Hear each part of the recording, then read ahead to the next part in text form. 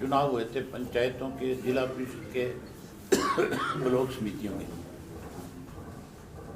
और उन चुनाव में विशेष रूप से सरकार और सरकार की सहयोगी जो पार्टी थी, लोगों ने उनको बड़ा आईना दिखाया। सत्ता में बैठे लोगों ने दावे बहुत बड़े बड़े किए, लेकिन जितने बड़े दावे किए उससे ज़्यादा बड़ा विरोध का सामना मंत्री को पिछले दिनों में करना पड़ा। पिछले दिनों में मंत्री ने अलग अलग जिलों में जाकर के कार्यक्रम रखे, 22 के 22 जिलों में गया। कोई भी डिस्ट्रिक्ट ऐसा नहीं था जिस डिस्ट्रिक्ट के अंदर सरपंचों का, पंचों का, ब्लॉक समिति के, जिला परिषद के मेंबरों के विरोध का सामना ना करना पड़ा। लोगों ने इतना कड़ा विरोध किया कि मंत्री को हर जगह माफी मांग करके आना पड़ा। बड़ी हैरानी की बात है, ऑनलाइन के नाम के ऊपर भी ये लोग आज जो है पंचायत के पैसे पे डाका डालना चाहते हैं। मान लो मेरे गांव की पंचायत की इनकम 1 करोड़ रुपए है, 50 लाख है, और गांव का सरपंच उस पैसे को गांव के अंदर लोगों को सुविधा मिले उसके मुताबिक खर्च करना चाहता है। तो सरपंच को इख्तियार नहीं है कि वो उस पैसे को खर्च कर दे। फिर चुनाव क्यों कराए, क्यों पंचायतें बढ़ाई, क्यों 2 साल इसको डिले किया? लोगों ने 2-2 साल का हिसाब भी मांगा है कि 2 वर्ष के अंदर जो लूट मची है उसका हिसाब दो हमें। उसके लिए कहीं भी मंत्री ने ये नहीं कहा कि इस 2 साल के अंदर जो कोई पैसा पंचायतों को रिलीज हुआ सरकार की तरफ से, हम उस पैसे का बाकायदा तौर पे पता लगाएंगे कि वो ठीक जगह खर्च हुआ नहीं। उसका हिसाब दिया नहीं। नया पैसा खर्च करने के ऊपर पाबंदी लगा दी कि 2 लाख रुपए तक सरपंच खर्च कर सकता है। 2 लाख रुपए में तो 100 फुट की गली नहीं बनती आजकल, उस पर खर्च हो जाता है। तो फिर इसको छोटी सरकार क्यों कहा? जब सरपंच को इतना इख्तियारात ही नहीं है कि वो कोई अपने गांव में विकास करवा सकता है, उसके ऊपर पाबंदियां लगा दी। ये कहते हैं भ्रष्टाचार रोक रहे हैं। भ्रष्टाचार रोक नहीं रहे, भ्रष्टाचार को बढ़ावा दे रहे हैं। कैसे पैसा खाया जाए, कैसे पैसा खाने का रास्ता बनाया जाए, ये नए नए रास्ते ईजाद कर रहे हैं। अब ये ऑनलाइन ठेकेदारों को काम देंगे और काम दे करके उनसे कमीशन के रूप में पैसा खाएंगे। गांव का सरपंच अपनी मर्जी से पैसा खर्च करे अपने गांव का। सरकार कोई पैसा अगर किसी गांव को देती है वो अपना खर्च कर ले, कौन रोकता है?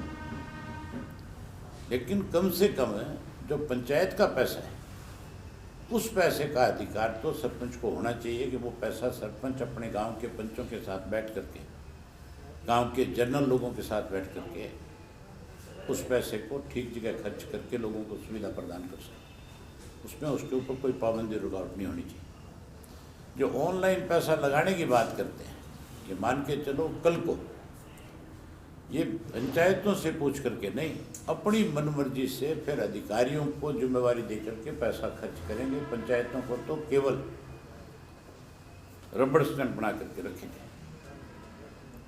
मुझे लगता है ऐसा है कि सब जगह सरपंच इकट्ठा होंगे, यूनियनें बनेंगी, और मैं भी चाहता हूँ कि अगर ये पंचायत के अधिकारों पर डाका डालती है सरकार तो सबको राजनीति से ऊपर उठ करके एक हो जाना चाहिए और सब सरपंचों को एक होकर के ये फैसला लेना चाहिए कि हम जब तक हमें हमारे पूरे अधिकार नहीं दिए जाएंगे, हम कोई भी काम इसमें सरकार से सहमत नहीं होंगे। इनका बाईकाट करना चाहिए। ऐसे लुटेरों को सबक सिखाना चाहिए, ये जरूरी है। मैं विधानसभा का सेशन आ रहा है, इस सेशन के अंदर इस मामले को लेकर के खुल करके चर्चा करूंगा और मैं सरपंचों को भी बाकायदा तौर पे इस बात के लिए सबको पूरे प्रदेश में चिट्ठी लिखूंगा कि तुम्हारे अधिकारों को कोई अगर दबाना चाहे, तुम्हारे से तुम्हारे अधिकार को छीनना चाहे, तो तुम्हें चुप नहीं बैठना चाहिए। तुम्हें इसके लिए सामूहिक रूप से इकट्ठा होकर के इसका विरोध करना चाहिए। सर, बन्नी की सरपंच ने भी मामला उठाया था मंत्री के आगे कि जो दिलजीत सिंह है उनको धमकाते हैं पब्लिकली। क्या कहना चाहेंगे सरकार के कि मंत्री किस तरह के कार्य कर रहे हैं? तुम एक बनी की सरपंच का जिक्र क्यों करते हो? वहाँ जितने सरपंच बैठे थे सारे विरोध नहीं कर रहे थे। कौन से जिले में विरोध नहीं हुआ ये बताओ मुझे। बिल्कुल, ये मतलब प्रजातंत्र नहीं है। कोई एक मिनिस्टर ये कहे कि बीडीओ और एसडीओ के बिना सरपंच की कोई औकात नहीं है, तो मंत्री की कौन सी औकात है? मंत्री क्या कर सकता है? जब गांव अगर विरोध में खड़ा हो जाएगा तो मंत्री की इतनी औकात होगी कि वो उस गांव में कदम रख लेगा? नहीं रख सकता। ये मंत्री ने कोई एक सरपंच की बेइज्जती नहीं करी है, ये पूरे गांव की बेइज्जती है। सरपंच जो चुना जाता है वो गांव का चुना जाता है, वो किसी व्यक्ति विशेष का नहीं होता। मुख्यमंत्री और मंत्री जो बनते हैं वो किसी जाति विशेष के नहीं होते, उनकी जिम्मेवारी पूरे प्रदेश की होती है। इन लोगों को तो बेचारों को बड़ी मुश्किल से कोई सत्ता मिली है, ये सोच रहे हैं कि दोबारा कभी दाव लगेगा नहीं। अब जितना कि सत्ता का दुरुपयोग करके लोगों को परेशान किया जा सकता हो कर ले। कहीं कब्जे करा रहे हैं, कहीं धमका रहे हैं, कहीं बिजली के छापे मरा रहे हैं। ये कोई तरीका थोड़ा ही है। मैं पूछूंगा सारी चीज़ें, विधानसभा आएगी, विधानसभा में मुझे जब मौका मिलेगा तो मैं सारी बातें रखूँगा। पद यात्रा की क्या तैयारी है जल्दी? पद यात्रा के बारे में आपकी चर्चा उमेश जी से हुई होगी सारी, इन्होंने बताया भी होगा।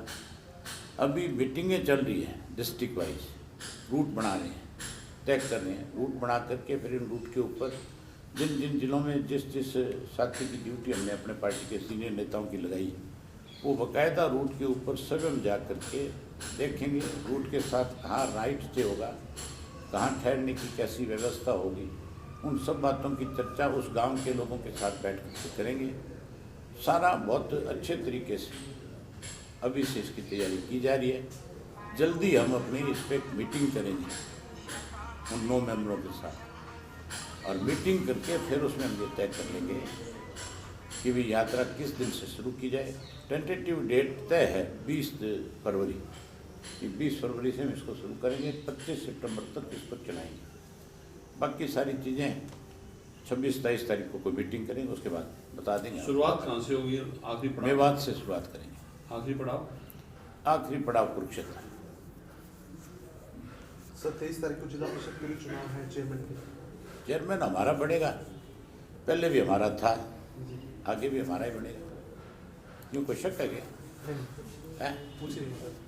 कुछ लोग जो है पैसे बांट रहे हैं, खरीदने की कोशिश कर रहे हैं, उनको उनकी औकात का पता 23 तारीख को लग जाएगा। छोटी औकात के लोग बड़ी बात करते हैं, शायद भूल जाते हैं कि वो कौन है, क्या है, क्या नहीं है। मैं ऐसे लोगों के बारे में चर्चा नहीं करना चाहता। आप स्वयं ही कह दोगे कि इनकी जितनी औकात थी वो आज पता लगी।